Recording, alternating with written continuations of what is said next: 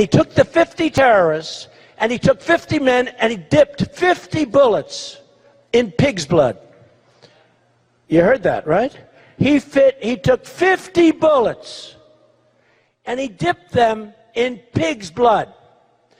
And he had his men load his rifles, and he lined up the 50 people, and they shot 49 of those people. And the 50th person, he said, you go back to your people, and you tell them what happened.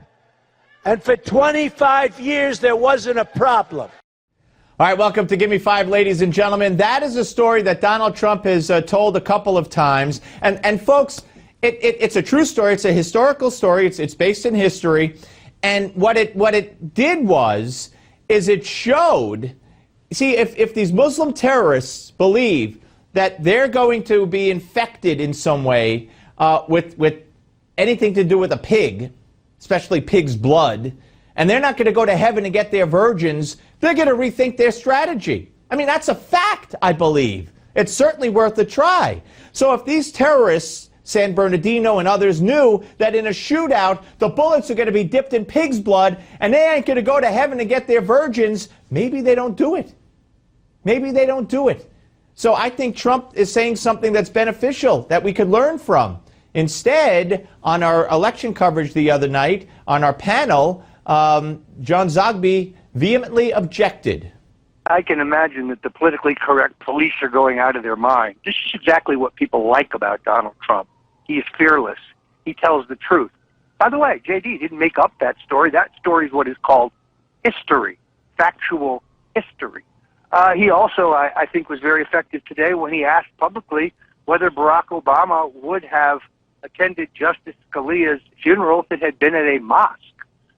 Trump's on fire, rhetorically. That was Roger Stone, and then John Zogby, head of Zogby Polls and Analytics, weighed in.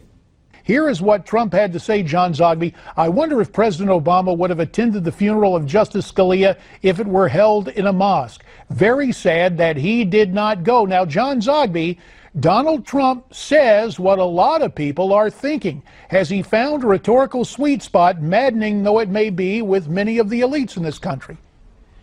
Well, meddling with some of the elites, count me among the elite. You know, I think Donald Trump is a disgusting piece of flotsam for even using that terminology or the Pershing story. All right. And of course, I disagreed with John Zogby. Here's more. Look, whoever is elected president of the United States has to be a diplomat of some sort. We may have enemies, but our enemies are not 1.3 billion Muslims. They are some Muslims. But I'm on here as a pollster. Yeah, but John, he's not talking about 1.3 billion Muslims. He's talking about Muslims who would do us harm, and we would have to either shoot or put to death or be in a firefight with. And what he's saying is if those terrorists know that we're going to use bullets dipped in pig's blood, and they won't go to Allah and get their virgins, it will make a difference. He's not talking about the massive Muslim population. He's being very specific to people who we would need to use bullets on.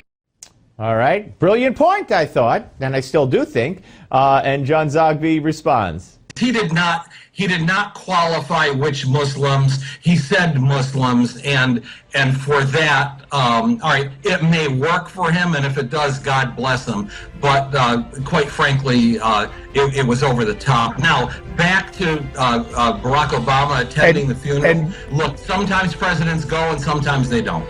All right, so two issues here. One, of course, Donald Trump wasn't talking about shooting 1.3 billion Muslims. He was referring to a historical event where bad guys, Muslim terrorists, were shot with the bullets dipped in pig's blood. And that's what he's referring to. He said, and then we didn't have a problem.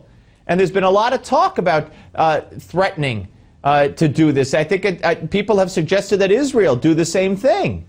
You know, pour the pig's blood on the body, whatever, to discourage them from thinking they're going to heaven and getting their virgins, because according to their own thought process, if they're infected with pig's blood or anything to do with a pig, they won't. And as far as the president not going to Scalia's funeral, sometimes they go, sometimes they don't.